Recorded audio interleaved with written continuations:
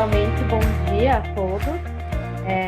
Eu agradeço primeiramente a presença do Thiago Falda, ele é presidente executivo da Associação Brasileira de Bioinovação, em participar com a gente do nosso primeiro webinar oficial em relação do IAR do Brasil, aqui no Brasil. E também agradeço a presença dos participantes. Então, fiquem à vontade também, se tiverem alguma dúvida para perguntar, para interagir com a gente. O nosso propósito é mais contar um pouco, trazer alguns dados, né, sobre a bioeconomia no Brasil atualmente, e também falar um pouco de como que o IAR vem atuando no mercado brasileiro especificamente, e quais são as nossas soluções, né, até devido à pandemia, o que a gente traz de novidade para poder justamente conectar o mercado brasileiro ao mercado francês, que é o grande propósito da instituição aqui no Brasil. Então, Thiago, seja bem-vindo, fica à vontade, né, para compartilhar ou contar um pouco da sua trajetória até chegar na ABBI, e aí, quando você quiser, pode começar a sua apresentação, para contar também para a gente como que a bioeconomia vem se fortalecendo ao longo do tempo aqui no Brasil. Tá ótimo. Renata, primeiro agradecer aqui pela oportunidade de participar, de falar um pouquinho sobre a BBI, sobre a nossa experiência e passar um panorama geral sobre o setor aqui no Brasil, né? Bom, eu sou, como você colocou, sou o Thiago Faldo, eu sou presidente executivo da BBI. E a BBI é uma entidade relativamente jovem, a gente foi criada em 2014, com a missão, né, com o objetivo de priorizar as atividades inovadoras, né, criar uma entidade de representação setorial que priorizasse as atividades de inovação. Inicialmente, o nosso foco e nome da associação era a Associação Brasileira de Biotecnologia Industrial, e posteriormente nós entendemos que o nome Associação Brasileira de Bioinovação, ela teria uma representatividade maior e diria exatamente qual é o objetivo, né, da entidade, e a gente congrega aí os grandes líderes da bioeconomia global, né? Durante a apresentação eu vou falar um pouquinho também sobre mostrar as empresas que fazem parte. A gente tem categorias diferentes, né, e buscamos agregar todo o ecossistema relacionado ao tema. Então, temos desde multinacionais, empresas brasileiras, startups, institutos de pesquisa, escritórios jurídicos que trabalham nos temas ligados ao tema, à bioinovação, à bioeconomia, né? E procurando ali criar todo o ambiente de discussão para sugestões de propostas de políticas públicas aqui no Brasil. Vou compartilhar aqui a minha tela, então. E aí a gente já começa. O objetivo da apresentação, então, é apresentar um pouco sobre a nossa visão em relação à bioeconomia, o cenário brasileiro da bioeconomia. Se você quiser colocar em modo apresentação. Sim. Isso.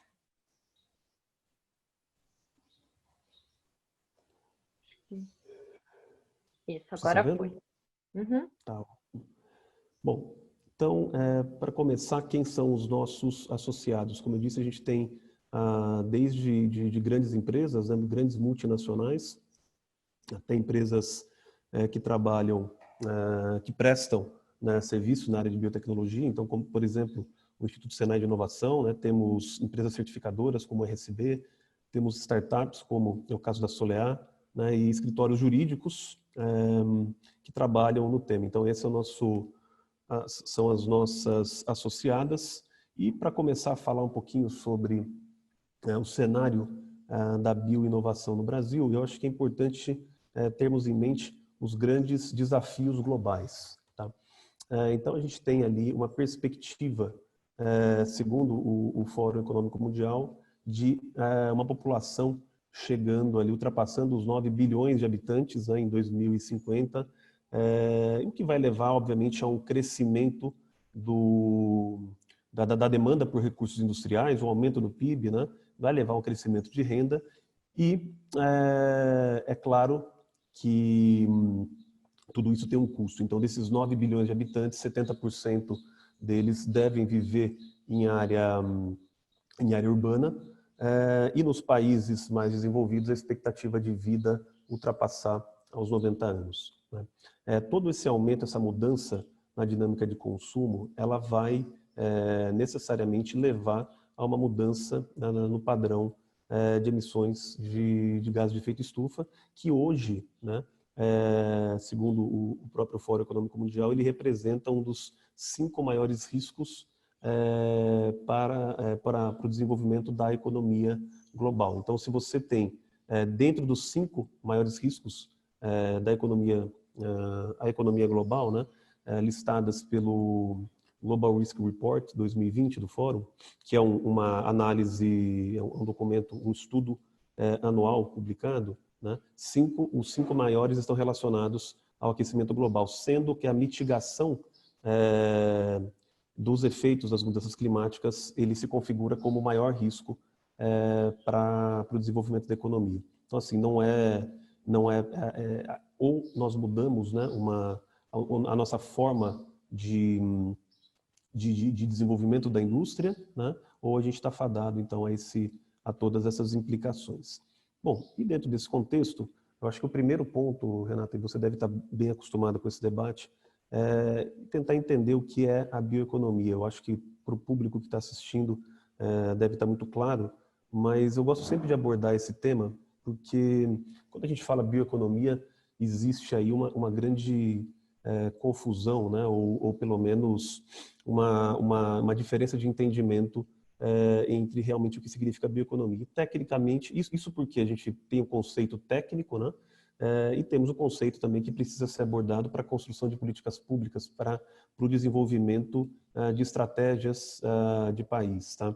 Então, tecnicamente, se a gente for falar em bioeconomia, qualquer atividade que o ser humano desenvolva a partir de um ser vivo que gere algum recurso econômico pode ser enquadrado dentro do conceito de bioeconomia. Então, bioeconomia existe há milhares de anos, desde que o primeiro pão foi vendido, a primeira semente foi trocada. Então, isso tecnicamente se encaixaria dentro do conceito de bioeconomia. Agora, para os fins de desenvolvimento de políticas públicas, para fins de desenvolvimento de estratégia, é importante que se tenha muito bem delimitado, né, o que é bioeconomia para conseguir traçar objetivos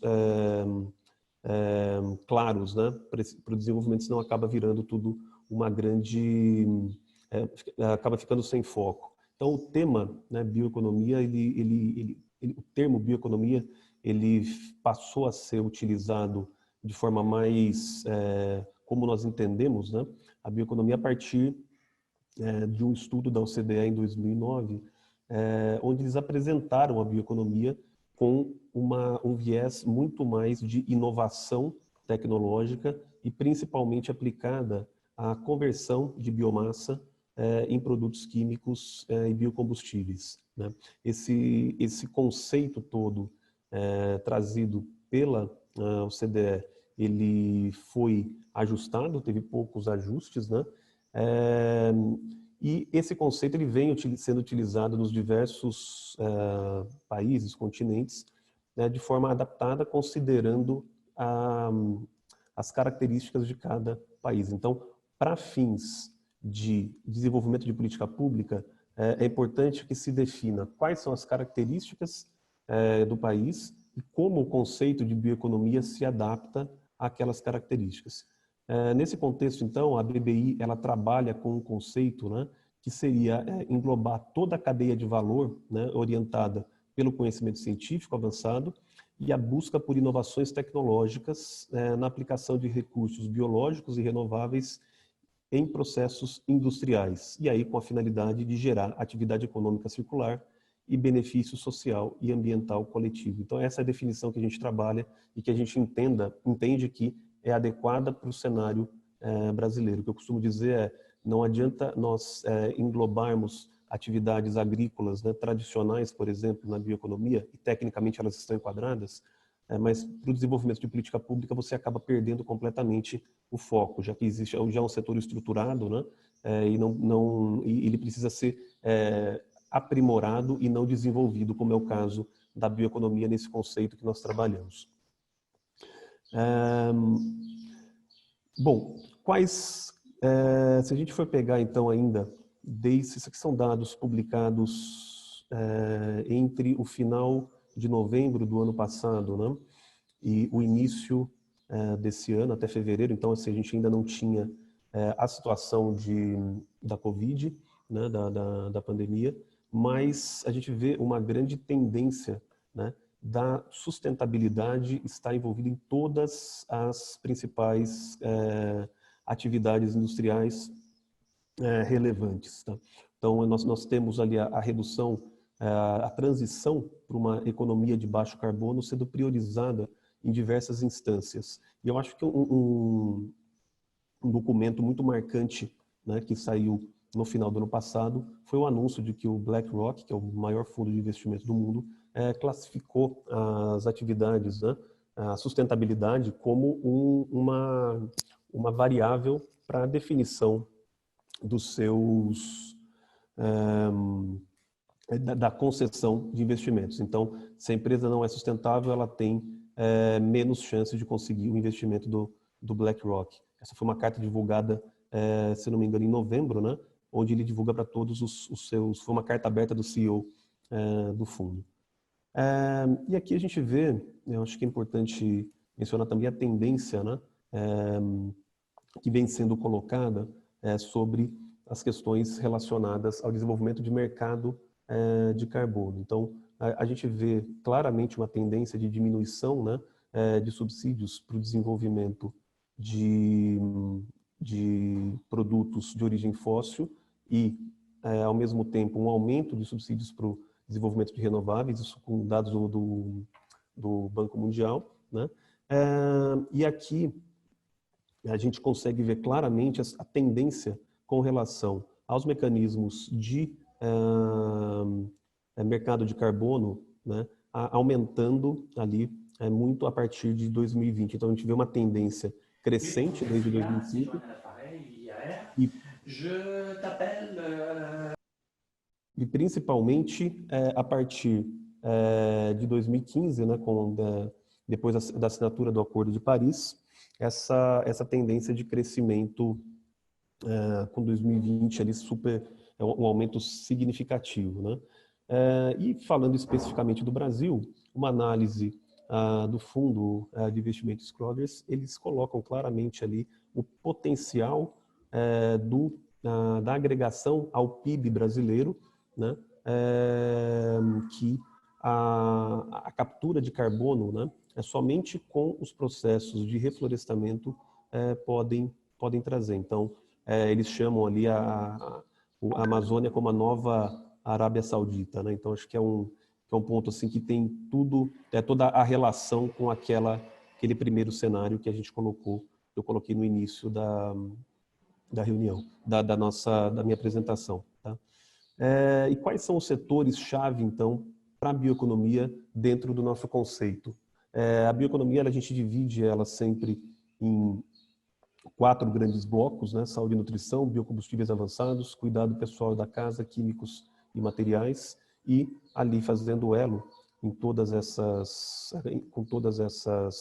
áreas, processos e produtos. Mas é importante colocar que nesse caso não seria a indústria, a bioeconomia como a gente entende, né? Bioeconomia avançada, ela seria parte do desenvolvimento desses setores. Então, se eu estou falando da área de saúde e nutrição, não seria basicamente a indústria farmacêutica como ela é, mas eu estou falando de atividades inovadoras, terapias gênicas, né? O uso realmente da inovação tecnológica, das tecnologias de fronteiras, né? Das tecnologias disruptivas para o desenvolvimento desse setor. Falando de químicos e materiais, então, os biopolímeros, os bioprodutos produzidos, né, a partir de bioquímicos e as moléculas novas que podem ser produzidas a partir desses produtos, né? Para o setor de cuidado pessoal e da casa, a mesma coisa, e de biocombustíveis avançados, também a mesma coisa. Então, esse é o grande conceito de bioeconomia que a gente entende. Seguindo... Bom, seguindo então aqui na nossa apresentação agora, eu acho que esse é o grande foco, né? E por que o Brasil? Né? Porque a gente sempre ouve em todos os fóruns, e a gente percebe ali que nos mais diversos setores e ambientes, o Brasil está sempre em evidência, né? No que diz respeito à bioeconomia. Mas por que então o Brasil deve ser esse protagonista? Primeiro porque o Brasil ele tem vocação, né, para o tema. Então, o que eu costumo dizer, a gente tem uma agricultura altamente sustentável, é a agricultura mais sustentável do mundo, e uma característica muito interessante é que ela ainda, existe área disponível para expansão e toda uma legislação, né, uma legislação rígida, que embora muitas pessoas acabem criticando ali a existência do Código Florestal, né, mas ele prevê um mecanismo de expansão da agricultura ao mesmo tempo que se preserva a floresta. Nós temos a maior biodiversidade do mundo, né? E ali pelas características regionais que o Brasil tem, então, de localização geográfica estratégica, não só por sermos um grande país, mas também pelas características estratégicas que nós temos. E temos também a maior quantidade de biomassa e o menor custo do planeta. Então, se a gente for considerar, isso aqui é um dado um pouquinho anterior, né? Se a gente for considerar o valor da biomassa na Europa, na época do ano que ela é mais barata, ela custa cerca de 8 vezes mais do que no Brasil. Então, se a gente for considerar agora com o valor do dólar, né? Passando de R$5, a gente tem um aumento muito significativo nesse custo. E a gente tem uma experiência anterior muito bem sucedida na área de biotecnologia e produção de combustíveis. Então, acho que eu gosto de citar aqui 2 grandes exemplos que a gente pode trazer. Que o primeiro é o Proálcool, que foi uma experiência que o Brasil teve que passar e foi obrigado, na verdade, foi forçado a desenvolver um programa para deixar de depender da indústria do petróleo no momento de crise e que a gente não tinha muita alternativa. E o segundo é a grande capacitação, né? Capacitação em biologia molecular e biotecnologia que foi proporcionado ali durante os anos 90 com os diversos projetos Genoma que o governo, principalmente a FAPESP, financiou e que teve o intuito em primeiro lugar, muito menos do que a geração de resultados em pesquisa, o objetivo maior era capacitar os pesquisadores brasileiros, né? Criar recursos humanos altamente capacitados, e o que resultou, acho que ali o auge, o que coroou realmente essa nossa experiência foi a publicação de um artigo que foi capa da Nature em 2000, né, sobre o genoma da Xylella fastidiosa. Hoje, o sequenciamento do genoma é uma coisa bastante corriqueira, né? Mas na época foi um grande marco e nós colhemos frutos até hoje em relação a esse investimento que foi feito. Tá? Eu coloco aqui alguns avanços. Se de um lado nós temos essas características do país, né? Por outro lado, nós temos também o governo criando um ambiente adequado para o desenvolvimento da bioeconomia no Brasil. Então, nós temos os marcos regulatórios que antes eram considerados grandes entraves para o desenvolvimento da bioeconomia local, né, eles vêm sendo ajustados, e principalmente considerando realmente esse potencial. Então, aqui eu trago alguns exemplos. Nós tínhamos ali até 2019, né, ou 2018, uma média de 15 meses para aprovação de um micro-organismo geneticamente modificado pela Comissão Técnica Nacional de Biossegurança. Essa aprovação, através de algumas adequações das normas, essa adequação caiu para menos de 3 meses. Então, assim, é um recurso, é um tempo primordial para o desenvolvimento da biotecnologia, se a gente estiver considerando, claro, se a gente estiver considerando que os micro-organismos têm um curto ciclo de vida, né? Por outro lado, se a gente for analisar no marco legal de biodiversidade, tá? Nós tivemos ali, anteriormente a gente tinha um sistema de aprovação de pesquisa. Então, qualquer pesquisa com a legislação brasileira, ela tinha que passar por um processo de solicitação de autorização ao Ministério do Meio Ambiente, e entre 2000 e 2015, em 15 anos, né, nós tivemos ali pouco mais de 2.300 autorizações. Tá? Quando a gente compara com a nova lei da biodiversidade, apenas em 3 anos, essas autorizações, que é o sistema autodeclaratório, a gente pode chamar de autorização, ela ultrapassa ali os 49 mil processos. Então, nós temos ali uma grande quantidade, um grande desenvolvimento, né, da legislação pertinente. E um outro ponto que eu chamo a atenção, aqui dentro desse cenário, desse ambiente para o desenvolvimento da bioeconomia, é o cenário de propriedade intelectual, já que traz sempre, é fundamental para se ter segurança jurídica. Então, a gente tem até o início de 2018, a gente tinha um backlog de patente de entre 10 e 15 anos, dependendo da área, e o novo presidente do INPI entrou com a missão de acabar com o backlog e está implementando um plano bastante ousado e que vem dando resultado. Tá? Então, para se ter uma ideia, eles publicam toda terça-feira, né, uma atualização sobre os dados, e desde esse plano iniciou, né, em 11/9/2019, e agora, no dia 18/8, a gente já estava ali, a gente está próximo de atingir metade das análises. Então, quer dizer, em um ano, a proposta era acabar com o backlog em 2 anos.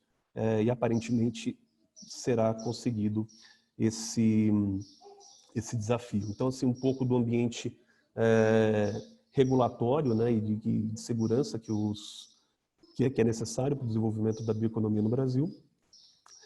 E não posso deixar de dizer, falar também sobre a aprovação do RenovaBio, né, o desenvolvimento do RenovaBio, que teve os primeiros créditos de descarbonização, os primeiros CBIOs aprovados, vendidos, né, nos últimos meses. Então, já é a criação de um mercado de carbono que funciona, e ele é considerado aí o maior programa de descarbonização do mundo. Um grande avanço recente que nós tivemos também foi, há algumas semanas, o Congresso Nacional estipulou uma taxação, né, de exclusiva na fonte de 15% para os créditos de descarbonização comercializados. Então, quer dizer, a gente tinha um cenário onde essa taxação chegaria até 44%, né?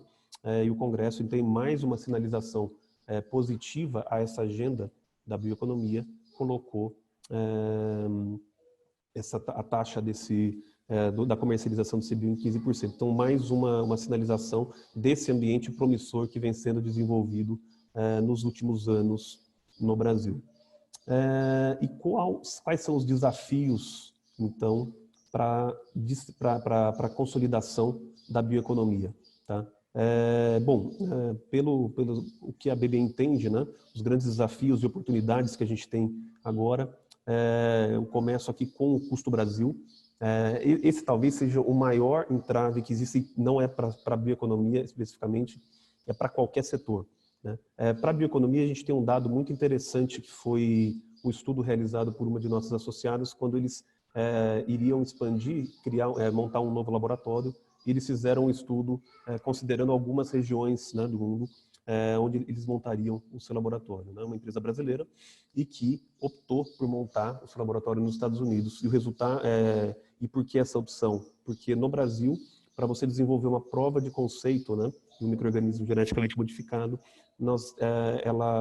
a análise, né, dos custos mostrou que demoraria 4 vezes mais aqui no Brasil e custaria 2 vezes mais para esse mesmo produto ser desenvolvido. E tudo isso por questões de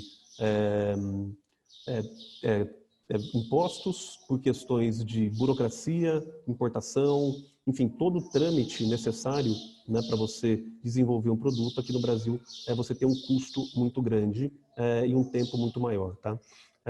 E o que a gente considera também como um grande desafio é a inserção da bioeconomia avançada no ecossistema de financiamento e inovação no Brasil. Então, muito se fala que o Brasil não tem financiamento para inovação, e eu não concordo. A gente tem sim financiamento para inovação, mas esse financiamento para inovação ele não contempla especificamente a bioeconomia avançada. Então, nós temos, por exemplo, os grandes fundos de investimento, né, quando lançam chamadas para inovação, eles não diferenciam a bioeconomia.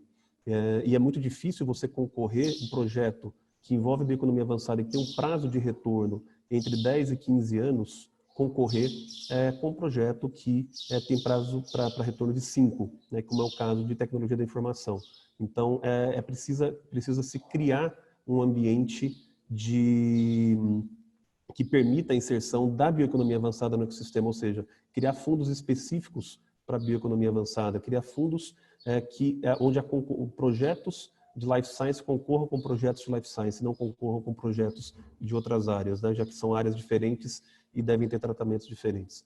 Segundo grande desafio, a lei da liberdade econômica, que eu acho que é a maior oportunidade que o Brasil tem nos últimos anos, que prevê ali uma desburocratização geral, né, de atividades de baixo risco. Então, você classificar as atividades de baixo risco apenas com a informação ao órgão, à agência reguladora, e você não ter que ter nenhum tipo de entrave burocrático, já que ela não apresenta risco, mas infelizmente as agências reguladoras estão gerando, não está sendo muito fácil de se implementar. Então, acho que a internalização nas agências e órgãos reguladores das disposições da Lei da Liberdade Econômica, ela é um grande desafio, né? É a mudança de pensamento que deve acontecer.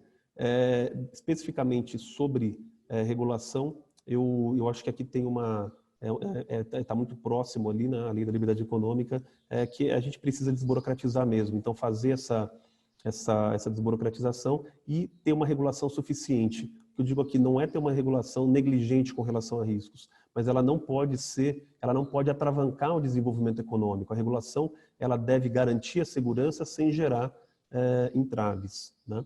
Principalmente nas tecnologias que você tem grande histórico de uso seguro, né? Como é o caso de organismos geneticamente modificados, que a gente tem aí 20 anos, 30 anos de desenvolvimento desses organismos sem nenhum tipo de efeito adverso, e que ainda se existe muita dificuldade em aceitar por algumas pessoas, alguns órgãos, alguns países, né? Sobre a biodiversidade, então, como foi dito antes, a maior biodiversidade do mundo, né? Por condições específicas do Brasil, a gente, com um marco regulatório extremamente avançado e eficiente que foi criado, agora a gente está na etapa de aprimorar esse marco legal, né? Então, ele é um marco legal que tem um sistema autodeclaratório. Então, é interessante que, mesmo antes da Lei da Liberdade Econômica, 4 anos antes da Lei da Liberdade Econômica, né, o marco legal da biodiversidade ele já vem com um princípio de desburocratizar. Então, basicamente, em vez de você pedir uma autorização para o Conselho de Gestão do Patrimônio Genético, essa autorização tem que ser avaliada e julgada, na verdade, agora você só notifica, você só informa por meio de um sistema eletrônico. Tá? Nós precisamos aprimorar esse marco agora. O CEGEM está trabalhando intensamente para o aprimoramento, para a atualização do sistema. E o segundo ponto esse marco legal, ele prevê que a repartição de benefícios, né, que é uma espécie de royalties que é cobrado pelo uso, quando você tem, gera lucro, né, os benefícios gerados a partir do uso da biodiversidade, vai para um fundo que é destinado que pode ser destinado a pesquisas com a biodiversidade. Então, priorizar o uso desse fundo, desses recursos, para as atividades de inovação, já que elas são muito mais caras e de alto risco, né? E eu acho que talvez o maior desafio de todos aqui é realmente, no ambiente amazônico, né, criar a mentalidade, e vem sendo criado, acho que o engajamento do vice-presidente no Conselho da Amazônia mostra claramente essa ideia, né, mas é mostrar o valor da floresta em pé, né, mostrar que não é apenas preservar, né, fechar e a floresta ficar intocada, mas é uma exploração sustentável, uma exploração racional. Então, você explorar a floresta sem destruí-la, né? E para isso é preciso, primeiro, mapear a distribuição das matérias-primas nas diferentes regiões amazônicas, a distribuição dos biorrecursos, né? Criar infraestrutura para o escoamento dessas matérias-primas, né? A partir da identificação das matérias-primas, é possível criar políticas públicas específicas para a instalação de biorrefinarias em locais específicos, e tem que ter infraestrutura também, transporte, logística, para que esses produtos possam sair, né?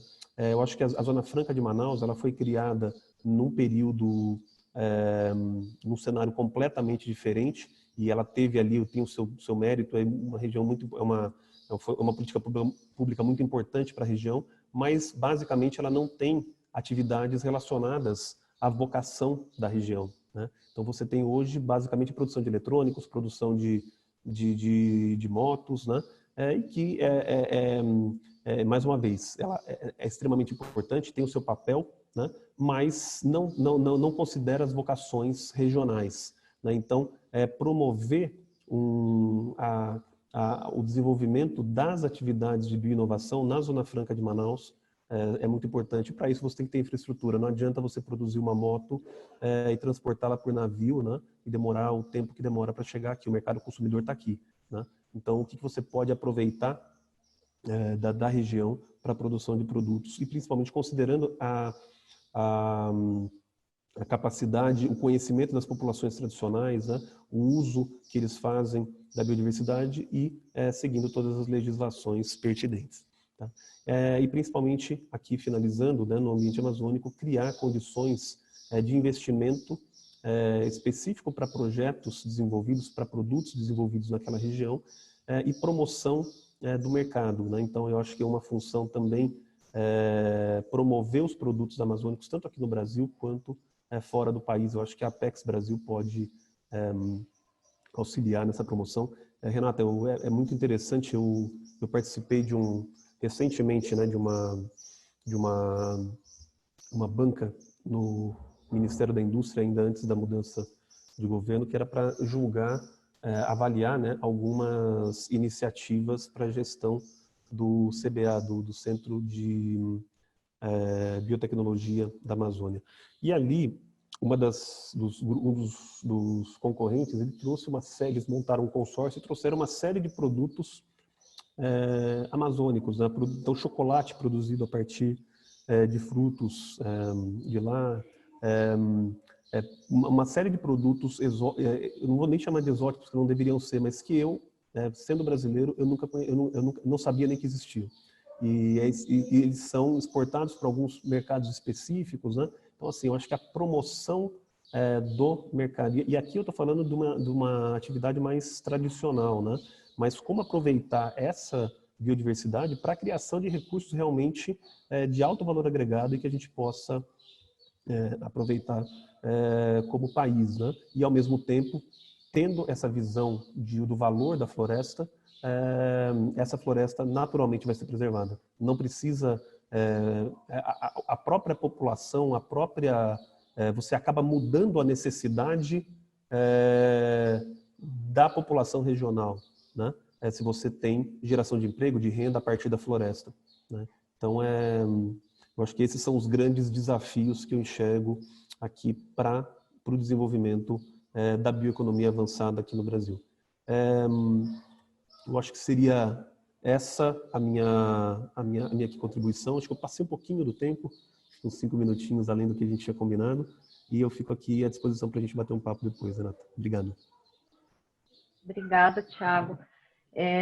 Eu achei até bem interessante o que você apresentou, porque até eu vou fazer uma apresentação bem breve, né, do IAR e qual que vem sendo o papel dele nessa interface Brasil-França, e aí eu vejo que existem muitas sinergias que eu acabei já identificando, e também, assim, trazer um olhar mais prático, e aí até do ponto de vista da internacionalização dos negócios, né?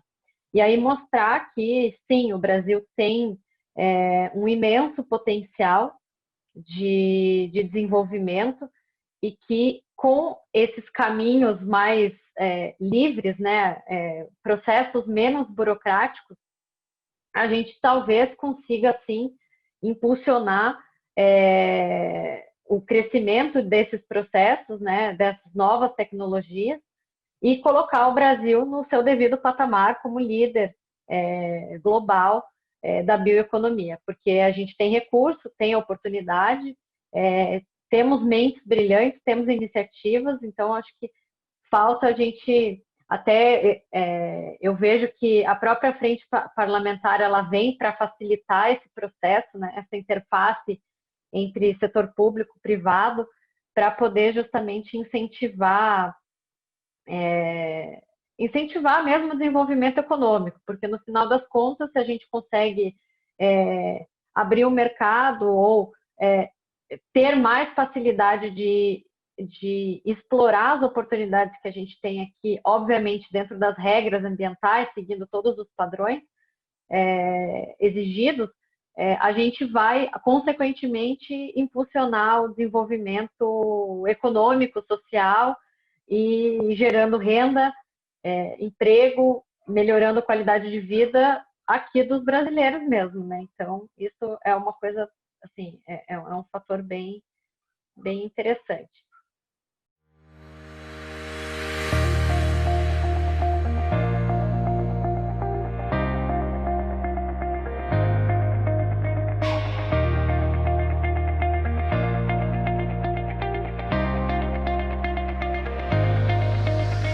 Eu vou compartilhar a minha apresentação aqui rapidamente, só para contar um pouco, né, o que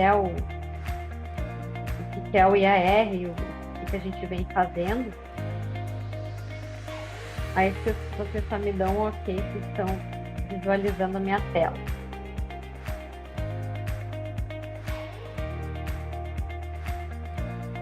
Sim, Renata. Sim? Bom, então, o IAR, ele nasceu como um polo de competitividade francês, e na França, os arranjos econômicos, eles acabam condensando e reunindo as potencialidades territoriais por meio de polos de competitividade que têm ou tinham o objetivo de fomentar o desenvolvimento econômico da indústria francesa. Mas no caso do IAR, ele acabou ganhando uma expressividade além da função de um polo de competitividade. Então, ele acabou atuando além das fronteiras da França, e ele foi se consolidando mais como um cluster francês que fomenta e promove a bioeconomia do que propriamente dito um polo único e exclusivamente da França para a França, né? Então, o IAR ele foi fundado em 2005. Ele atualmente, bom, esse ano ele completa 15 anos, né? Completou 15 anos de vida. Ele atualmente reúne mais de 400 membros, que abrange toda a cadeia, desde a parte da produção ou da exploração da matéria-prima até a parte da transformação, processos tecnológicos e consumo. O IAR, ele, dentro das suas unidades de negócio, ele vem justamente com o propósito de fomentar a competitividade, industrialização, desenvolvimento econômico por meio da inovação e da promoção da bioeconomia. E ele já apoiou mais de 300 projetos, envolvendo aí um investimento total de aproximadamente 1,8 bilhões de euros. Então, e aí esse número mostra também o potencial que tem o mercado da bioeconomia, não só no Brasil, mas também no mundo. Então, como eu comentei, né, hoje a gente tem mais de 400 membros e a característica dos nossos membros, ela é basicamente composta por praticamente, vamos dizer, quase a metade de pequenas e médias empresas e startups. E aí a gente envolve também centros de pesquisa e universidades, grandes grupos industriais e outras empresas de serviço, como consultorias, escritórios de assessoria jurídica. Então, acaba que existe também uma sinergia com a BBI nesse quesito, né? Nesse modelo associativo. Então, assim, como propósito, o IAR ele vem, obviamente, incentivar o desenvolvimento das bioindústrias, então, transformar uma indústria tradicional que, de repente, já atua em um ramo que utiliza recursos naturais para que ela se modernize do ponto de vista tecnológico. Então, o IAR está olhando muito a questão do fomento ao desenvolvimento tecnológico e não apenas na parte conceitual. E aí a gente passa também pela promoção da alimentação saudável e da agricultura sustentável, a otimização na produção de biorrecursos, a questão da melhoria das condições sanitárias, ambientais, preservação, obviamente, da biodiversidade e a promoção do desenvolvimento sustentável nos seus 3 eixos principais, que seriam econômico, social e ambiental. Nós atuamos em 6 eixos principais, então que passa desde a produção de biorrecursos, a alimentação humana e animal, bioquímica fina, e aí a gente trabalha muito a questão tecnológica de processos enzimáticos, biomateriais, que seria também a questão de você otimizar os processos e valorizar a transformação, na verdade, trabalhar a transformação da biomassa com o objetivo, no final da cadeia, de obter produtos de alto valor agregado. A bioenergia, que é um fator, é um eixo extremamente estratégico para qualquer país, e processos e tecnologias. Então, esses são os 6 eixos que o IAR vem trabalhando. E aí, a gente atualmente trabalha em 6 unidades, possui 6 unidades de negócio que vão desde a parte de desenvolvimento e auxílio em projetos, a questão de networking e relacionamento, a parte internacional, que seria justamente onde está localizado o IAR do Brasil. Nós temos uma unidade de inteligência econômica e de mercado. Temos também relacionamento com alguns fundos específicos que vêm investindo, né, em projetos e startups relacionadas ao setor da bioeconomia. E temos também a questão da parte de recursos humanos, né? Então, fomentamos a capacitação do profissional que quer atuar na área, divulgamos oportunidades de negócio e emprego nesse segmento. Então, hoje o IAR ele trabalha de forma bem robusta nessas 6 principais unidades. E aí a gente acaba mostrando aqui que a gente passa, né, praticamente também por toda a cadeia de valor do relacionamento daquela empresa ou daquele profissional que quer atuar nesse mercado da bioeconomia ou que tem algum produto ou alguma solução para esse mercado. Então, a gente vai desde da questão estratégica e a gente avalia muito o ponto da inovação, porque a gente está associado justamente à questão tecnológica, passa pela avaliação técnico e financeira, e aí até aqui embaixo a gente tem um selo do IAR, que são projetos acompanhados pelo IAR, então são projetos que passaram pelo crivo técnico do IAR. A gente faz também um processo de valorização da marca do nosso associado, do nosso parceiro, e promoção ao mercado. Então, aí a gente tem duas plataformas principais. A plataforma Camplan é uma plataforma exclusiva aos membros associados, é uma plataforma de relacionamento onde lá são colocados assuntos exclusivos, né, do setor, novidades, oportunidades de negócio entre os próprios associados. E a plataforma AgroBiobase é uma plataforma mais de mercado mesmo, uma vitrine tecnológica de produtos. E aí a gente passa pela parte final de promoção ao mercado, e aí a gente vem fomentando algumas ações para desenvolvimento de negócios mesmo, né? De uma forma bem qualificada. Então, aí contando um pouco sobre o IAR do Brasil especificamente, ele foi criado em 2014, acho que até no mesmo ano que a BBI foi fundada, e aí o IAR do Brasil ele traz toda essa bagagem do IAR e ele vem justamente com o objetivo de promover as parcerias tecnológicas entre empresas francesas e empresas brasileiras, com o grande propósito de incentivar o desenvolvimento de projetos colaborativos voltados para a inovação desse setor.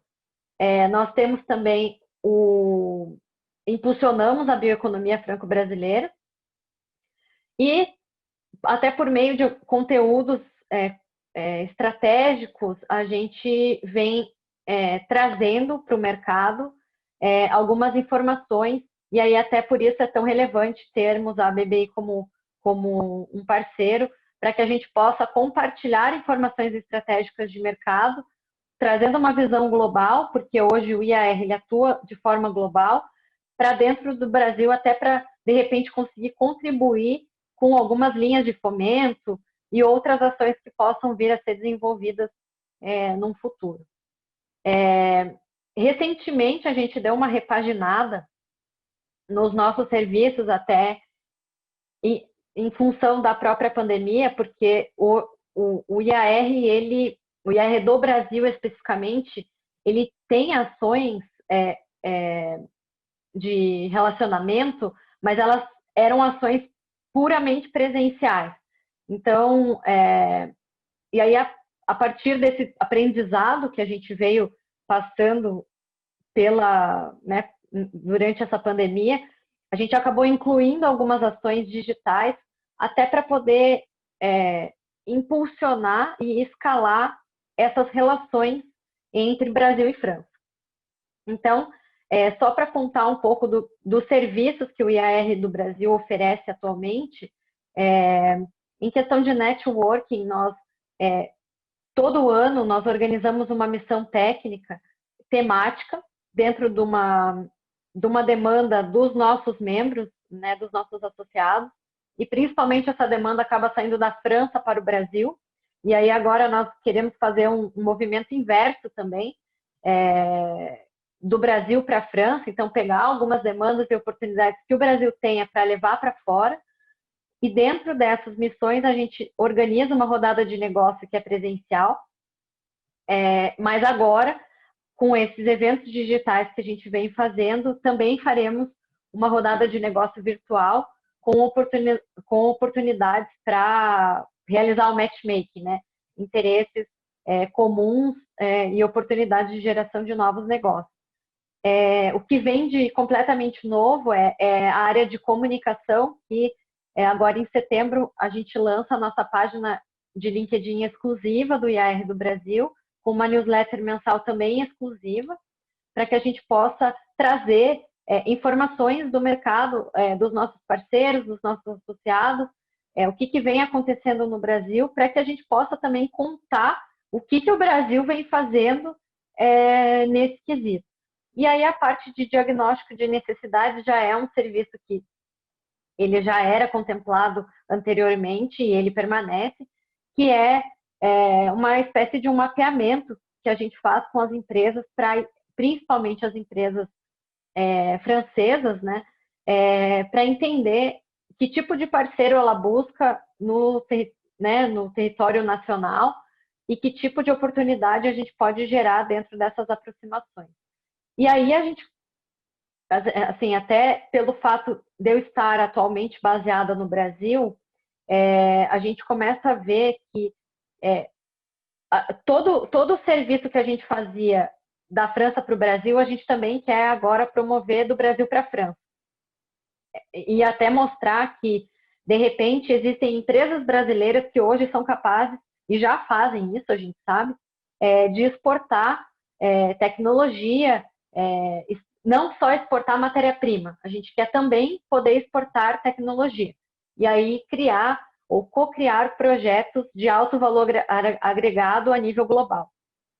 Então, aqui só para trazer um pouco dos números, né, desde quando o IAR do Brasil surgiu, hoje a gente já promoveu mais de 600 encontros de negócio qualificado, 5 encontros, né, 5 eventos de negócio, 18 parcerias tecnológicas já firmadas, 57 contratos e 4 empresas francesas implantadas no Brasil. Então, isso num universo de 6 anos, né, desde o surgimento do IAR do Brasil. Então, a gente vê que, querendo ou não, quando uma empresa se tropicaliza, isso também acaba contribuindo com a economia nacional, porque são empregos sendo gerados, são conhecimento tecnológico, tecnologia sendo implementada e desenvolvida no Brasil.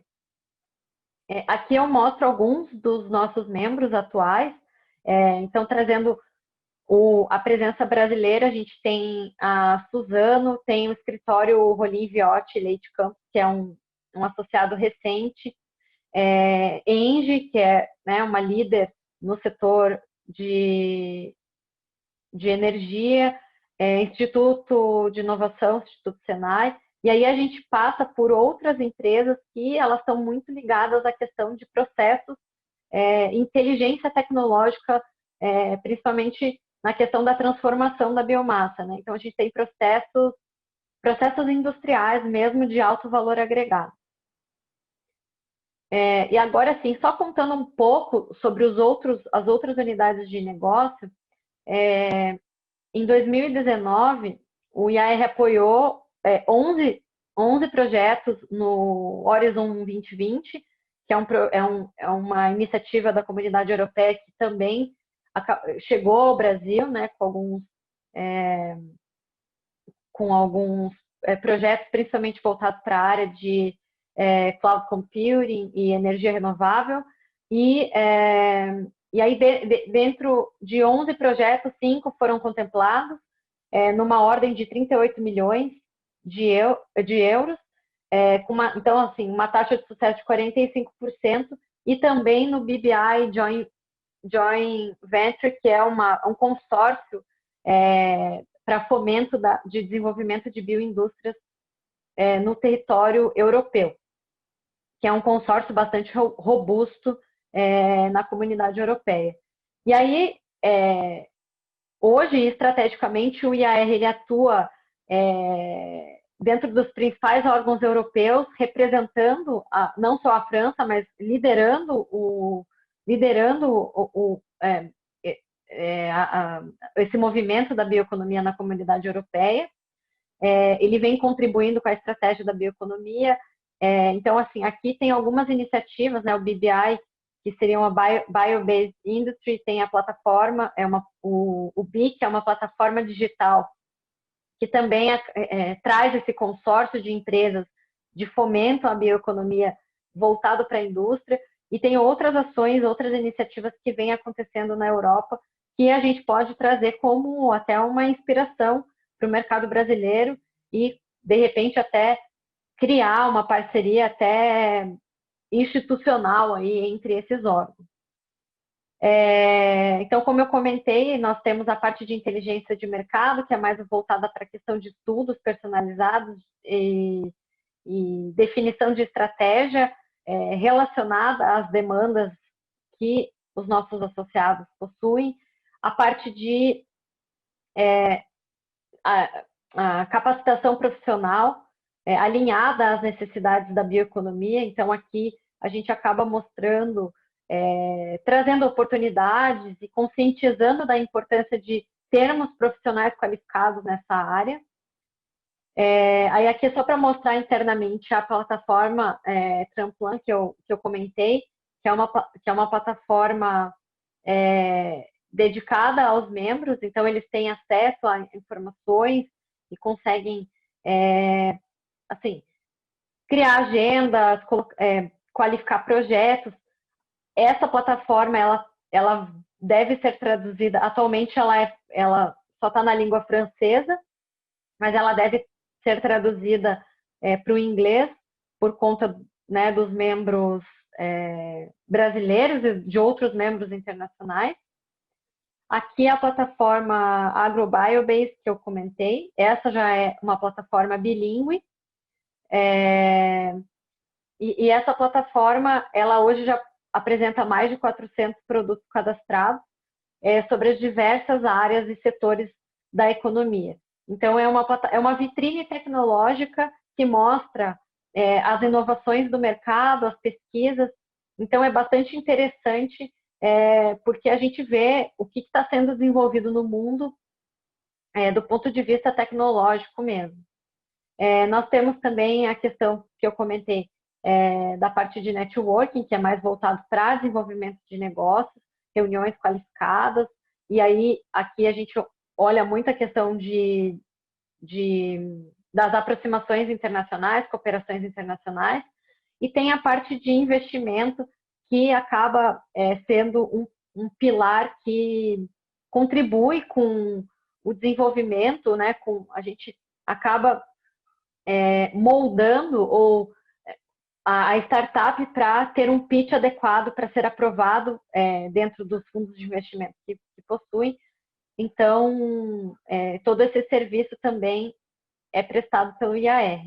E aqui, já entrando no final da apresentação, algumas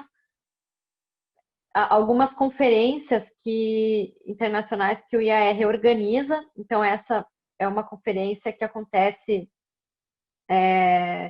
aconteceu, né, no Marrocos, só para trazer. Então, Plant Bioprotect, que na verdade, trabalha a questão de processos tecnológicos, né, mais olhando a parte de recursos naturais. E aí a gente tem o famoso BioCat, que é uma conferência. Eu até peço desculpa porque eu não sei por que meu computador está passando sozinho os slides, mas é uma conferência que ela deveria acontecer em junho e julho desse ano de forma presencial em Lille. É a principal conferência europeia voltada à parte de tecnologias e inovação na transformação da biomassa. Ela é bastante reconhecida internacionalmente. Infelizmente, em função da pandemia, a gente precisou adiar o evento presencial e esse ano ele ocorreu de forma digital. E a gente teve praticamente, acho que mais de 600 participantes ativos, e esses 600 participantes eles fizeram reuniões de negócio, então foi bastante interessante, por meio de uma plataforma, vários encontros de negócio aconteceram, então foi muito interessante, muito rico o evento digital. Aqui, então, os nossos principais valores, né? Então a gente trabalha a integridade, confiança, inovação, proximidade e a excelência nos nossos serviços. E aqui eu deixo os meus contatos e aí, quem estiver assistindo, se quiser escanear esse QR Code, ele leva diretamente ao site do IAR, para que vocês possam conhecer um pouco mais das nossas ações. E aí a gente tem lá dentro também da plataforma as nossas redes sociais, para que vocês possam seguir, né? A gente tem fomentado webinars também em inglês, de forma internacional, para poder disseminar conteúdos técnicos. E em breve, muito em breve, a gente lança um webinar técnico, e aí do ponto de vista técnico, para trazer os nossos membros falando sobre suas soluções, compartilhando suas experiências. E aí esse webinar vai acontecer em outubro, 14 e 15, com a oportunidade também da gente trabalhar as aproximações, o B2B virtual, que é um produto que teve bastante sucesso no evento no Biocast e que a gente tem certeza que vai ser um sucesso também nesse evento que a gente vai organizar agora em outubro. Então, eu vou voltar aqui para a tela. Não sei se... Acho que já parou o compartilhamento? Parou sim. Então, tá. Eu só não estou conseguindo... Aí. Então, eu até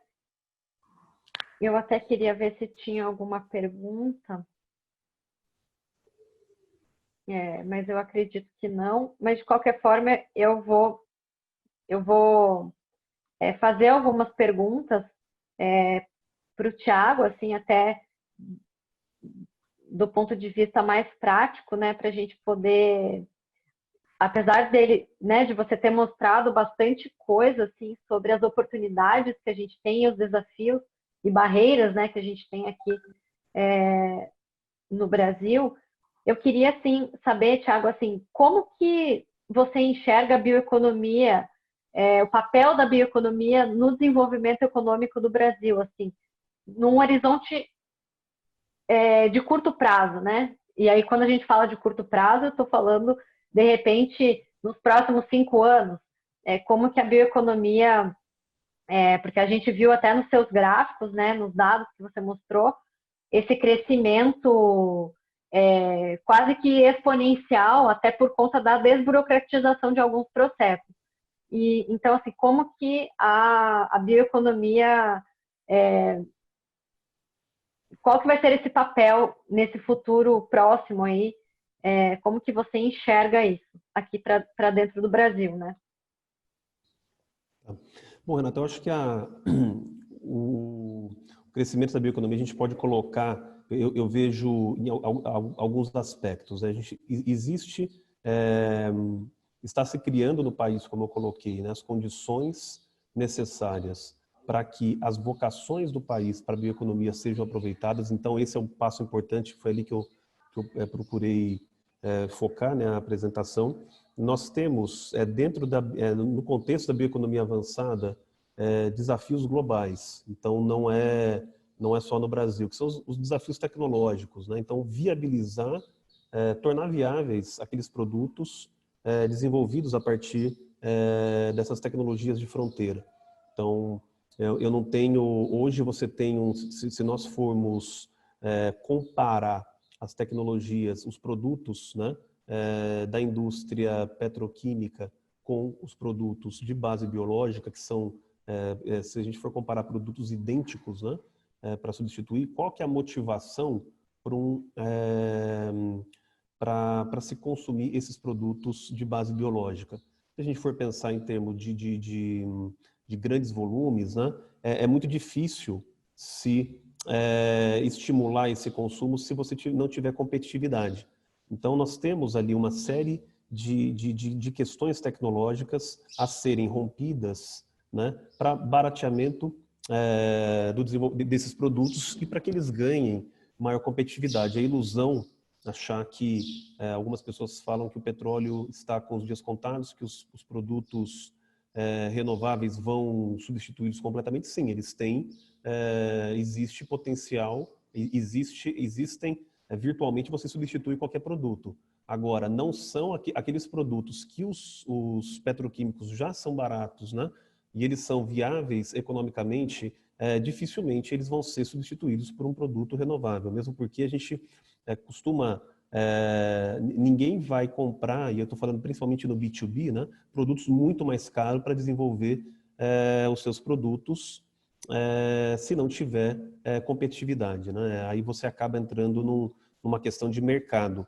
Mas eu enxergo algumas, eu acho que essa transição ela vai se dar ela vai ser um complemento, né, nas moléculas idênticas. Então, algumas moléculas que são produzidas a partir de petroquímicos que podem ser muito mais baratas a partir dos renováveis. Por exemplo, o ácido succínico, acho que é um exemplo muito bom, muito interessante, que a partir da rota petroquímica você tem uma dificuldade grande, uma molécula cara com pouco rendimento. A partir da rota renovável você consegue um custo muito melhor, né? E principalmente eu acho que o grande diferencial ele vai vir a partir do desenvolvimento de novas moléculas. Então, aquelas moléculas que não existem hoje a partir da rota petroquímica e que podem ser desenvolvidas e que tragam melhor características adicionais, que agreguem valor aos produtos. Então, eu entendo que a perspectiva de desenvolvimento da bioeconomia avançada, os produtos, as rotas tradicionais, né? Você criar os produtos idênticos, ele vai servir como plataforma para assim você desenvolver aqueles produtos de rotas adicionais. Então, esse desafio tecnológico é um desafio que leva muitos anos, tá? Então, se a gente for pensar em termos, em 5 anos, por exemplo, a gente tem alguns produtos sendo desenvolvidos e que já estão ali no mercado. Por exemplo, os polímeros renováveis que a Braskem desenvolve, né? Tem o polietileno verde, que já é uma realidade utilizado em diversos países. Eles estão trazendo vários outros polímeros ali que são idênticos aos fósseis, mas você tem toda uma questão de fixação de carbono, além de redução de emissão, né? Você fixa carbono, tem uma pegada de carbono negativa. E eu acho que o grande desenvolvimento no curto prazo, né? E o grande potencial que a bioeconomia pode gerar justamente associado a uma característica que eu coloquei do Brasil. Nós temos uma característica, além de um grande território, né? Nenhum país do mundo tem o potencial de cumprir as suas metas do Acordo de Paris, como o Brasil tem, apenas com reflorestamento. Veja que interessante. Se eu consigo cumprir todas as metas do Acordo de Paris com reflorestamento, todos os créditos de carbono gerados a partir do RenovaBio e de outros programas que possam vir a ser desenvolvidos, né, além de você ter o produto, né, que que continua gerando ali desenvolvimento econômico, emprego, renda, você tem ainda um produto, um outro ativo que pode ser comercializado e auxiliar e que pode ser vendido para aqueles países que não têm condições climáticas como nós temos para redução, para o atingimento das suas metas. Então, eu diria que o grande potencial hoje, né, no Brasil, acho que no curto prazo, como você colocou, é a geração desses créditos de descarbonização, né, e que pode gerar um fluxo de recurso para o Brasil sem a necessidade, né, um fluxo de recurso além daquele gerado a partir do próprio produto. Então, a gente tem ali toda a capacidade de cumprir as metas com reflorestamento, gerar os produtos com baixa pegada de carbono e, adicionalmente, ter esse mercado de carbono desenvolvido e que pode gerar uma quantidade de recurso muito grande aqui para o país. Só para ter uma ideia, em números, né, a gente teve os primeiros créditos, né, de descarbonização, os primeiros CBIOs comercializados há alguns meses, como eu comentei, e o valor deles foi $10, né, cada CBIO, ou seja, cada tonelada de carbono fixada vendida a $10. Esse foi o mesmo valor que se iniciou a venda de créditos de descarbonização do programa californiano, há alguns anos. E hoje, na Califórnia, você negocia a $200, né, cada crédito. Então, você tem assim, uma valorização incrível. E a tendência do RenovaBio é a mesma. A tendência de outros programas de descarbonização, né, é que você tem esse mercado de carbono sendo desenvolvido e gerando, então, todo esse benefício no curto prazo. A longo prazo, claro, aí a gente tem todo o desenvolvimento dos novos produtos, com as novas moléculas, e as suas funcionalidades, né, que vão também aí contribuir para a geração de uma nova indústria no Brasil.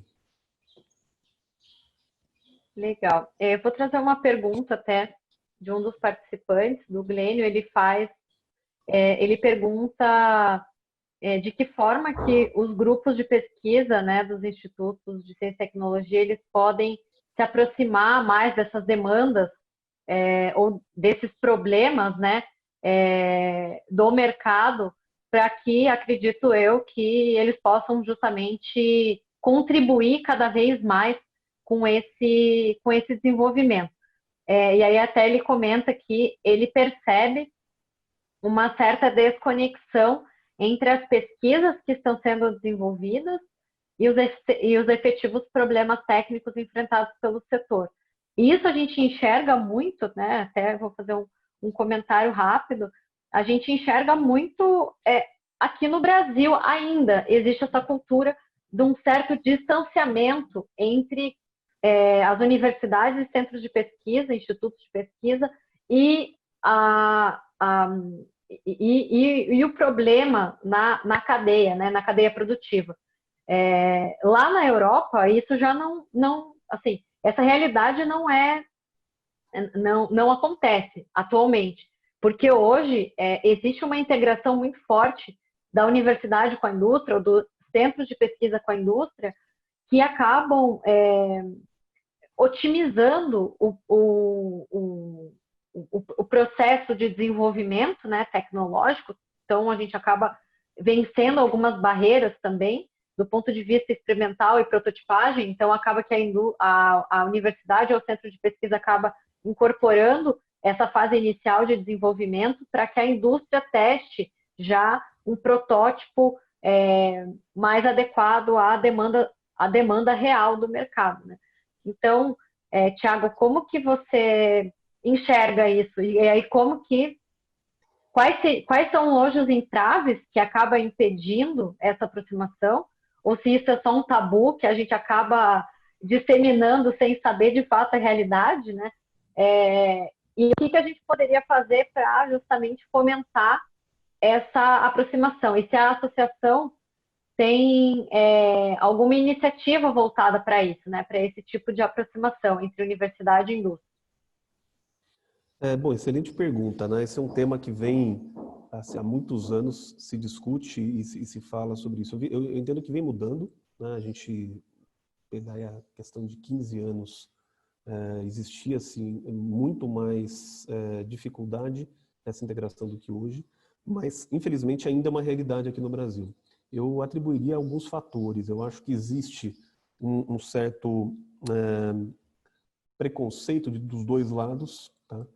Então, da indústria entender que falta um pouco de objetividade na academia para aplicação, para ciência aplicada, realmente, e acho que isso existe, mas vem mudando bastante. E existe também um lado na academia que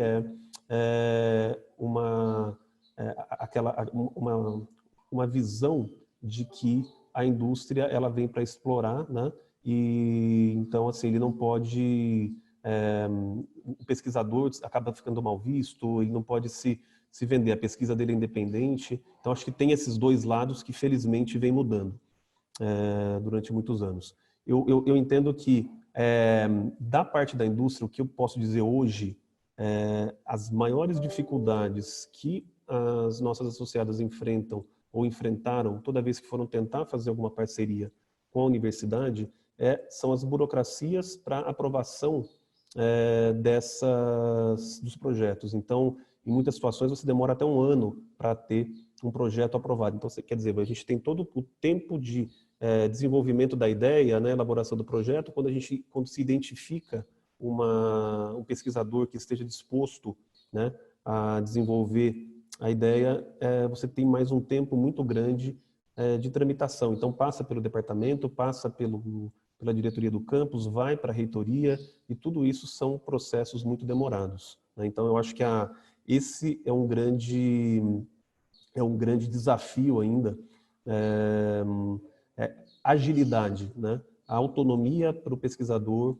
E a gente vê, por exemplo, nas iniciativas da Embrapi, eles conseguiram romper completamente com essa burocracia. Então, você aprova muito rapidamente em um processo que já foi desenhado para não ter burocracia. Então, é um exemplo para ser seguido. Da parte do pesquisador, o que eu já ouvi bastante aqui, eu vou contar o que não é uma experiência aqui, um ponto de vista, né, mas de visão, o que eu escuto falar. Né? A gente teve a lei de inovação, que foi o Marco Legal de Ciência e Tecnologia, que traz toda uma oportunidade de melhoria também dessa interação universidade-empresa, mas o que eu vejo são muitos pesquisadores com receio, né, de fazer esse tipo de parceria em função das burocracias internas depois para a justificativa de gastos. Então, o pesquisador é o responsável pelo projeto no seu CPF, né?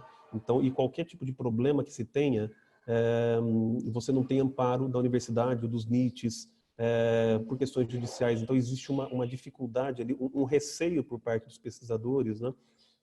Depois em lidar com recursos e, eventualmente, você ter algum tipo de questionamento, eles não terem nem como responder. Então, eu participei de um debate na UNB, que não era especificamente sobre esse tema, mas dois pesquisadores colocaram claramente que esse é talvez o maior desafio a ser superado, já que a legislação ainda prevê você não tem uma responsabilização pessoal, pessoa física, né? Então, assim, acho que é mais um desafio a ser feito. O que a BBI faz, a gente tem essa perspectiva, essa proposta de promover essa interação, né? Tanto é que nós temos ali como associado o Instituto Senai de Inovação, também assim como vocês, no nosso caso o Senai CETICT, de biosintéticos, né? E eu tenho ali como uma missão, né, promover, criar essa plataforma de interação entre universidade e indústria. Então, acho que o cenário ideal seria realmente você ter uma situação onde se possa colocar os problemas tecnológicos que a indústria vem passando e quais os laboratórios, quais os grupos de pesquisa que podem resolver esses problemas. Acho que um exemplo interessante que a gente pode trazer é o modelo de pós-graduação da Universidade Federal do ABC. Né? Para quem não conhece, eles têm um programa de doutorado industrial, onde o aluno ele entra ainda sem orientador, né? O que é bem diferente para a gente. Né? Então, o aluno ele entra, ele faz algumas disciplinas básicas, né? Ele conhece os programas de pesquisa, se qualifica, né, em um certo nível, e depois ele parte para uma segunda etapa, que é fazendo estágio. Ele passa pelos laboratórios das indústrias, pelas empresas que são parceiras, e aí sempre tem empresas como Braskem, Rhodia, e, enfim, grandes empresas mesmo, que são parceiras. E dentro dessas empresas são apresentados problemas tecnológicos que a empresa precisa resolver. Né? Então, esse aluno, cada aluno fica um tempo em cada empresa, ele vai fazendo essa rotação, e ao final de um período, ele apresenta um projeto para a solução do problema que ele achou mais interessante e com a sugestão do orientador que ele gostaria de trabalhar. E é claro que nesse meio tempo tem essa interação. Né? No final das contas, aí você tem toda a questão de adequação do projeto e seleção daqueles projetos, né? Que são mais adequados, e no final ele desenvolve então o projeto de pesquisa de doutorado dele, é resolver aquele problema da empresa. O resultado é que as primeiras turmas de conclusão, quase todos os alunos foram absorvidos pela indústria, além do problema ter sido resolvido e você criar toda essa conexão. Então eu acho que é uma iniciativa que vale a pena ser trabalhada, mas eu acho que tem muitos aspectos ainda em termos burocráticos na academia que precisam ser resolvidos, e principalmente em termos de propriedade intelectual. Eu acho que existe uma dificuldade ainda muito grande de entendimento de com quem fica a propriedade intelectual. Né? Se desenvolveu de quem financiou, é do pesquisador, é da própria universidade, qual o percentual de cada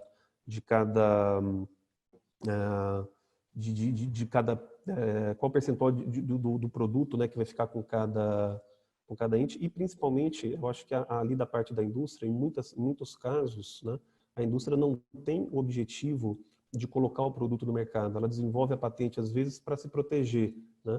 E isso também acaba afastando. O pesquisador, ele busca sempre ter o produto no mercado. Então, é uma outra forma de verificar. Então, é a pesquisa aplicada, o desenvolvimento do produto para a geração da patente, mas qual a finalidade da patente? Então, eu acho que falta ali um entendimento de todas as partes sobre os objetivos da academia, os objetivos da indústria e tentar chegar num senso comum.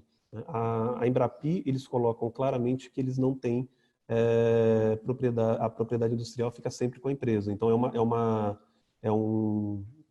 eles entendem esse gargalo, né? O LNBR, acho que é um outro exemplo no CNPEM muito interessante, onde eles desenvolvem todo o trabalho também com a indústria e eles abrem mão completamente da patente, né?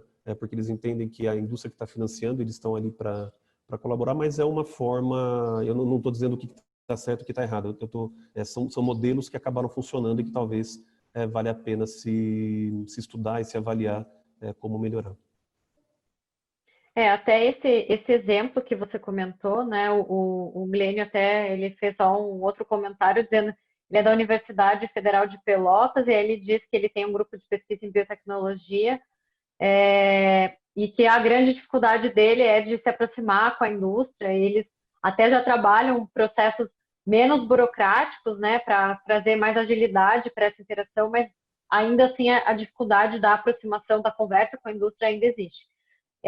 Esse exemplo que você trouxe desse doutorado mais dinâmico, né? Ele é um exemplo. Doutorado industrial, né? Ele é uma inspiração, na verdade, é um modelo muito parecido com o que acontece na Europa. Eu fiz a minha graduação lá e o meu projeto de conclusão, meu TCC, ele foi justamente dessa forma. Então, acaba que casava o estágio junto com o TCC e aí você desenvolvia um projeto aplicado a uma demanda que a indústria ou que a empresa tinha dentro de um determinado tema, né? Então, isso é algo que, assim, acaba que quando a indústria começa a enxergar, e aí a gente vê que tem novo marco legal de ciência e tecnologia que já veio sendo discutido há uns anos atrás, e aí vem marco legal da inovação, e aí você começa a observar que quando a indústria começa a enxergar que, de repente, investir um pouco dos seus recursos em centros de pesquisa, centros de desenvolvimento tecnológico ou nas próprias universidades de forma direta, né?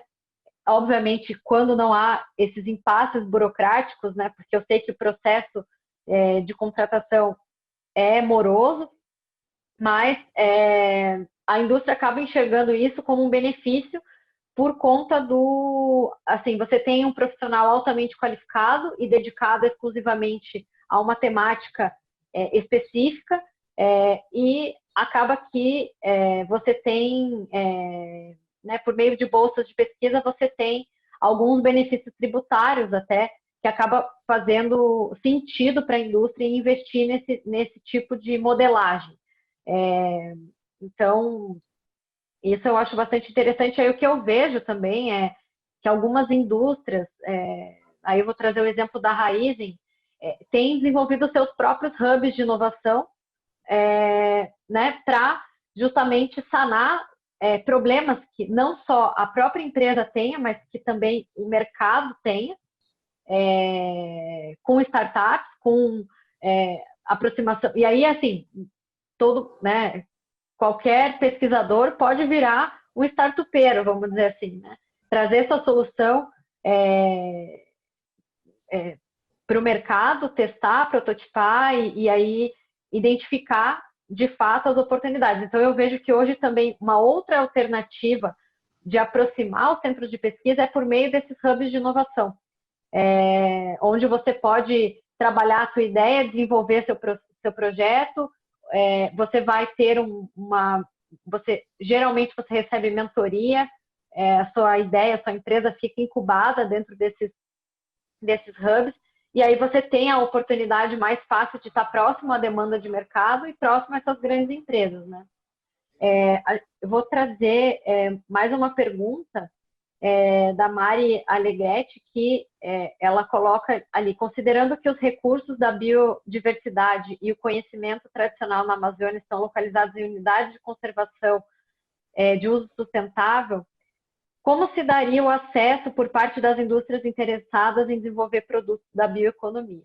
Então, assim, até mesmo que o Brasil, nesse ano, eu acho que desde o final do ano passado, quando começaram aquelas queimadas, e aí o Brasil começou a ficar muito exposto negativamente lá fora. Até eu tenho algumas empresas francesas que vinham me perguntar se era assim, o que estava acontecendo e quais são as políticas de proteção à Amazônia, porque, querendo ou não, é a reserva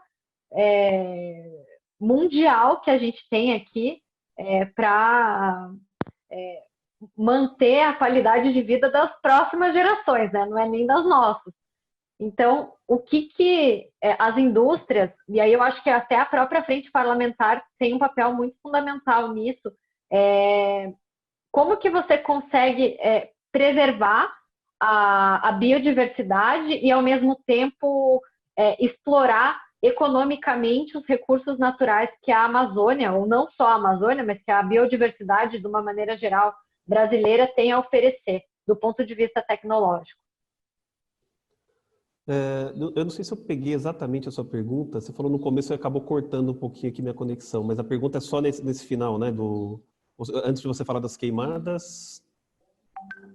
Então, a pergunta foi o que eu fiz no final mesmo, assim, como que... Okay. Eu só estava fazendo um comentário em relação porque, na verdade, a gente teve uma exposição um pouco negativa do Brasil por não proteger a Amazônia, mas, na verdade, a gente sabe que hoje as políticas de proteção ambiental brasileiras, elas são uma das mais, se não a mais restritiva do ponto de vista da proteção da biodiversidade, mas, sim, ao mesmo tempo, a gente enxerga que temos um potencial de exploração econômica que pode gerar emprego, renda e elevar um pouco a posição do Brasil nesse patamar. E aí a pergunta da Mari é justamente essa, né? De que forma que a gente consegue equilibrar essa questão da exploração econômica dos recursos do ponto de vista tecnológico e, ao mesmo tempo, manter a conservação e preservar a biodiversidade nacional. Bom, essa resposta, assim, ela é muito fácil de responder, difícil de implementar, né?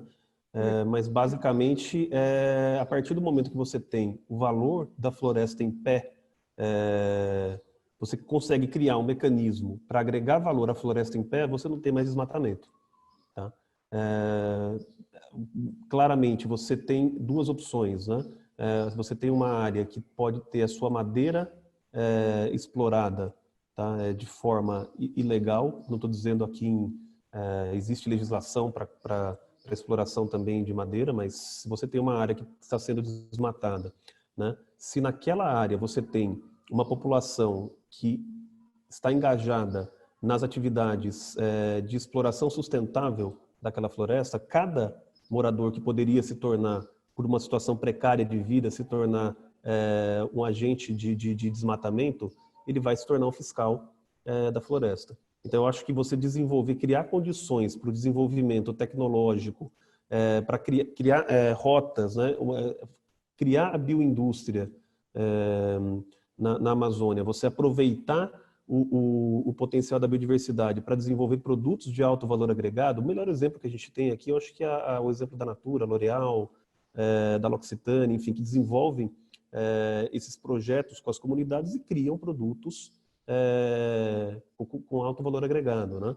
Então, seria exatamente nesse sentido, ou seja, você capacitar aquela população e ela trabalhar com o valor da floresta em pé. Então, eu não preciso derrubar uma árvore, eu posso coletar um fruto que vai ser utilizado para determinado produto, e esse fruto com a árvore de pé, ele vai ter todos os anos, né? Agora, existe um desafio, um papel do Estado, né, do governo, muito grande aqui, que é justamente você criar as políticas públicas que estimulem o desenvolvimento. Eu não gosto de jogar nada nas costas do Estado, tá? Eu acho que a iniciativa privada, ela tem que resolver os problemas, o que a Natura vem fazendo, né? E eles fizeram aquilo, e a Natura não é nosso associado, tá? Mas é um bom exemplo para ser citado, assim como outras empresas. Mas esse tipo de exemplo ele seria muito melhor, muito mais recorrente se nós tivéssemos ali uma infraestrutura adequada. Então, eu acho que cabe o desenvolvimento de políticas públicas para proporcionar, incentivar, estimular o desenvolvimento da indústria local adequado às vocações que a região tem, né? E principalmente de inovação tecnológica. Então, eu estou falando em conversão desses produtos em produtos de alto valor agregado. A gente sair um pouco daquela atividade extrativista em que a população vive, o seu avô vivia coletando de atividade extrativista, coletando frutos, o pai dele faz isso, ele faz isso, os filhos fazem, né? Agora, o que extrair daquele produto? Acho que um exemplo muito bom que a gente tem é o potencial da macaúba, por exemplo. A gente tem a Solear, que é associada à BBI, eles estão desenvolvendo toda uma infraestrutura de toda a cadeia da macaúba, desde o plantio, né, até a parte final de aproveitamento dos resíduos. Então você consegue, o projeto que eles vão desenvolvendo envolve realmente a produção de produtos de alto valor agregado da macaúba em todas as suas possibilidades, né? Então, desde a extração do óleo, você utilizar o óleo para combustível, você utilizar o óleo para outros compostos, você utilizar as fibras do coco depois para a extração de lignina, a produção de outros produtos com valor agregado, de químicos, enfim. Então, eu acho que é muito... o desafio é muito grande no sentido de estimular o desenvolvimento local. Acho que a gente não tem nem infraestrutura para chegar, né? Então, para se fazer uma viagem para Manaus, né, você não tem como escoar, fica escoando ali por rio ainda, né? Você não tem ferrovias, você não tem infraestrutura, portos, se você precisar ir até uma região específica da floresta que vai ter algum tipo de matéria-prima que ainda a gente nem sabe o que tem, né?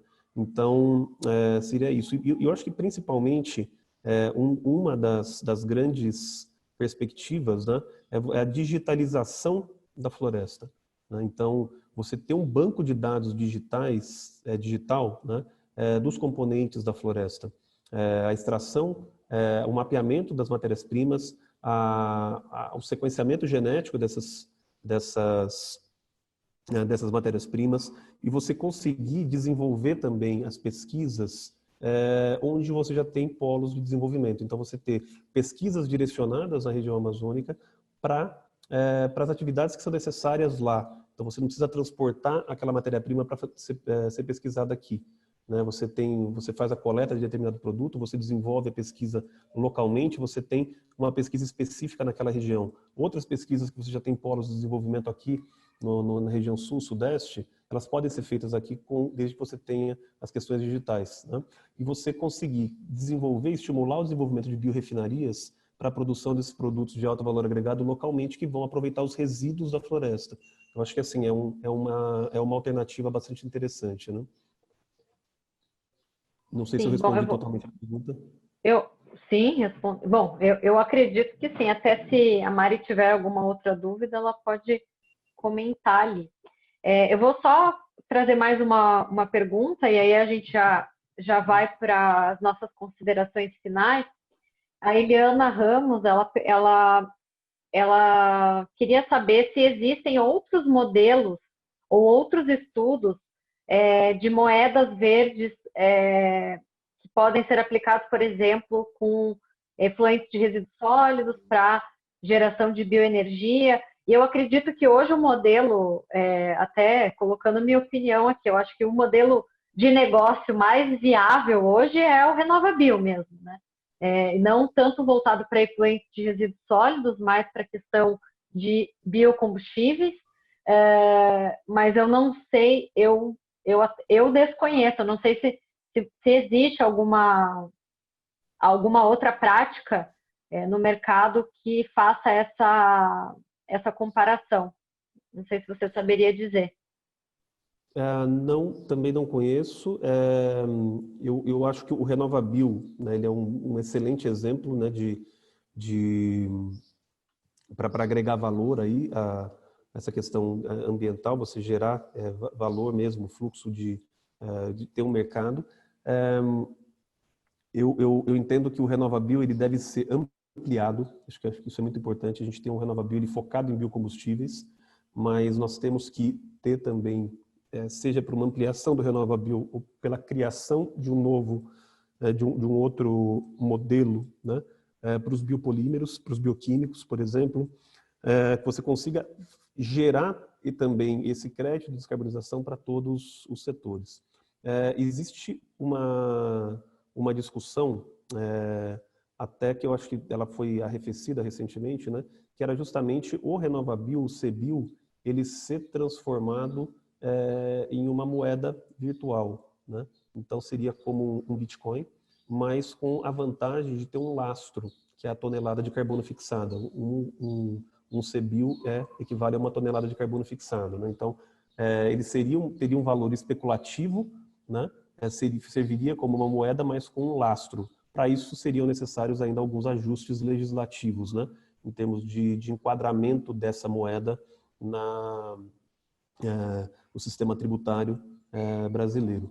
Mas eu não, para efluentes de resíduos sólidos, eu particularmente não conheço, vou até estudar o caso, mas seria também uma alternativa interessante, né? Até o que ela comenta é justamente isso mesmo. Ela disse que ela quis trazer justamente o CBio como exemplo, mas talvez utilizar esse modelo de negócio do CBio, que é voltado para o setor de, né, para incentivar a produção de biocombustíveis, mas trazer esse modelo para outros segmentos, né? De repente trabalhar a questão de resíduos sólidos. Então é um bom insight estudar esse modelo em outras frentes, né? Porque aí, de qualquer forma, você pode ter diferentes lastros com base na sua fonte geradora e não só trabalhar a questão do biocombustível. E aí, assim, né? O céu é o limite, porque a gente pode também trabalhar a questão da geração de energia a partir desse biocombustível, que é o que a gente vê também, essa interface com o setor de energia muito forte, né? Então... Eu acho que um ponto importante, o Brasil ele vem sofrendo, sempre sofreu, né, muita pressão externa, né, pelas questões ambientais. Acho que você colocou muito bem, né, Renata? Nós temos uma legislação, acho que bastante restritiva com relação ao desmatamento. Se ela é seguida ou não, acho que é uma outra questão. A gente tem uma fronteira grande, acho que existe uma série de questões que tem que ser consideradas, mas ela tem que ser seguida. Mas eu acho que a gente faz ainda muito pouco uso desses fóruns internacionais para impor o que nós temos de bom e cobrar dos demais países também essas questões ambientais. Então, por exemplo, o Acordo de Paris, o Brasil tem todo o potencial para ser o maior emissor de crédito de descarbonização do mundo, né? Então, talvez uma pressão no âmbito internacional, né, para se adotar rapidamente, para que as metas sejam cumpridas, aumentar as metas desses países e que esse recurso virá do Brasil, esses créditos virão do Brasil, vai gerar um fluxo de dinheiro para o Brasil, como eu comentei antes, né, e a gente acaba não aproveitando essas oportunidades no nosso discurso. Então, a gente entrou num momento, em uma situação muito de rebater, né, que a Amazônia é nossa e nós fazemos o que nós quisermos, mas, na verdade, assim, vamos apresentar o que nós temos de bom também, né, eu acho que, e tentar exigir no mercado internacional que os compromissos, as ações que o Brasil vem sendo feito também, fazer uma pressão internacional para que a gente se beneficie desse debate e não ficar só na defensiva, né? Eu acho que é importante a gente ter essa questão do CBio, para mim é o melhor exemplo, né? A gente tem um programa aí que tem tudo para ser a grande moeda aí no internacional nos próximos anos. Eu até ia comentar, assim, e aí para a gente já oficialmente já ir para as nossas considerações finais, então eu gostaria só que você comentasse rapidamente, já que você tocou nesse assunto internacional, né, de que forma que você enxerga, e aí colocando até o IAR como uma instituição a favor dessas aproximações, né, de principalmente mercado europeu e brasileiro, de que forma que as cooperações internacionais podem, de fato, contribuir com esse desenvolvimento ou acelerar esse nosso desenvolvimento, né? E aí, assim, quais seriam as barreiras que hoje a gente enfrenta, deixando de lado um pouco a pressão política que a gente... Isso daí é uma coisa meio de praxe, né? Que o Brasil já sofre há algum tempo, mas como que as cooperações podem contribuir nesse âmbito? Tá, eu acho que, em especial, transferência acho que de tecnologia, eu acho que os países que possuem, nós temos biomassa, nós temos biodiversidade, né? E muitos países ali têm muitas tecnologias. Então, tentar trazer nessa cooperação, né? Estimular a vinda dessas empresas para o Brasil e as tecnologias aqui, né? Trazer essas tecnologias para o Brasil, desenvolver as pesquisas aqui no país. Eu acho que é muito... E aqui eu acho que não é culpa nenhuma das empresas ou de outros países, é uma culpa nossa, realmente, do nosso ambiente, né? Dificilmente você tem uma empresa que faz pesquisa no Brasil. Você tem multinacionais que atuam no Brasil, vendem seus produtos no Brasil, mas não desenvolvem suas pesquisas aqui. E o motivo é um só, né? O custo Brasil. O custo Brasil envolvendo tanto carga tributária, legislações trabalhistas, burocracia, enfim, financiamento, né? Então, eu acho que o Brasil precisa fazer o dever de casa e está fazendo, como eu mostrei. É um processo longo, né? Mas eu acho que nessa cooperação é justamente trazer, eu acho, que as tecnologias para cá, né? Porque a biomassa está aqui, a biodiversidade está aqui, né? Então, eu acho que a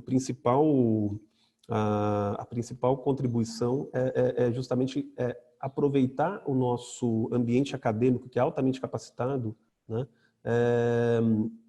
E desenvolver suas pesquisas em colaboração com esse ambiente aqui, né? E aproveitando aí todos os benefícios, as vocações que o país tem, né? De barreiras, Renata, eu acho que, como eu coloquei, né? O nosso ambiente ele ainda precisa melhorar muito, o nosso ambiente de negócio, tá? Eu não sei ainda como que os países verificam, né, essa possibilidade de desenvolver suas pesquisas aqui no Brasil, mas seria talvez uma estratégia de promoção, né, de aproximação dos pesquisadores com as empresas que vocês representam. Acho que seria muito interessante quais os problemas que eles têm para resolver e como estimular o financiamento de pesquisas aqui no Brasil e principalmente pesquisa aplicada, né? Eu acho que é uma diretriz muito importante. Eu acho que a ciência básica ela é fundamental dela, você tem todo o subsídio para desenvolver a ciência aplicada, mas eu entendo que a empresa ela só vai investir em pesquisa se você tiver uma perspectiva de retorno, né? Isso só existe com pesquisa aplicada. A gente faz muita pesquisa básica ainda no Brasil. Acho que eu sinto um pouco de falta ainda de aplicação, né? Do recurso e principalmente no que o Brasil tem vocação para se desenvolver. Tá ótimo. Bom, a gente não tem mais perguntas, então eu vou fazer o encerramento, né? Eu agradeço mais uma vez a a parceria e a sua participação, Thiago, até em nome da ABBI. Foi bastante rico o compartilhamento do conteúdo.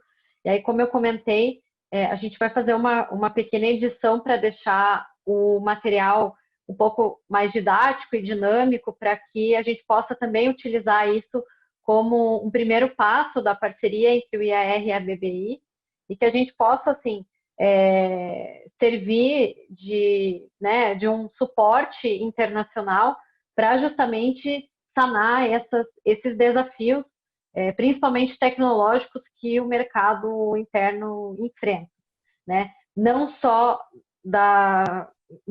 falando das indústrias francesas, mas também do nosso apoio e dos nossos associados brasileiros, que hoje a gente tem grandes indústrias também associadas a gente, e centros de pesquisa, e temos também escritório de advocacia que vem dar todo o suporte técnico e jurídico necessário até para olhar essa questão da proteção da propriedade intelectual, da transferência de tecnologia, entender melhor o mercado do ponto de vista tributário brasileiro, que a gente sabe que é um pouco complexo, quando uma empresa estrangeira vem para cá e quer simplesmente vender a sua solução, não é tão fácil, e aí a gente acaba apresentando esse modelo de que uma cooperação ou uma joint venture, ou de repente fazer uma associação a uma empresa que já atua em um mercado similar para fazer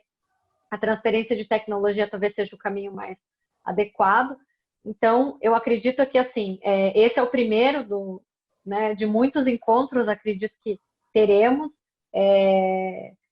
Esperamos que esse vírus vá embora logo, né? O que a ciência nos traga uma medida de proteção, talvez não de longo prazo, mas de um prazo razoável, para que a gente possa voltar a interagir presencialmente, que a gente sabe que isso é fundamental, né, para os negócios, principalmente no Brasil. A gente acaba sentindo falta um pouco dessa proximidade, e que assim, a gente possa ficar conectado para poder trocar informações e experiências sobre o setor. Então, mais uma vez, obrigada também aos participantes, a interação foi bastante interessante, e eu até compartilhei os nossos sites, e eu sei que lá tem todas as informações de e-mail, redes sociais, então quem tiver interesse de entrar em contato, seja comigo ou com o Thiago, fiquem à vontade. Muito obrigada. Eu agradeço, Renata, acho que mais do que a gente já tinha nas nossas conversas anteriores, identificado bastante sinergia, né? E eu acho que aqui mostrou realmente que nós temos muito a contribuir. Um prazer enorme participar, conte sempre com a BBI. Obrigada. Bom, então eu vou encerrar o nosso webinar. Bom almoço a todos, boa semana e bons negócios para todos, e contem com a gente. Até a próxima. Boa semana, até a próxima. Obrigada.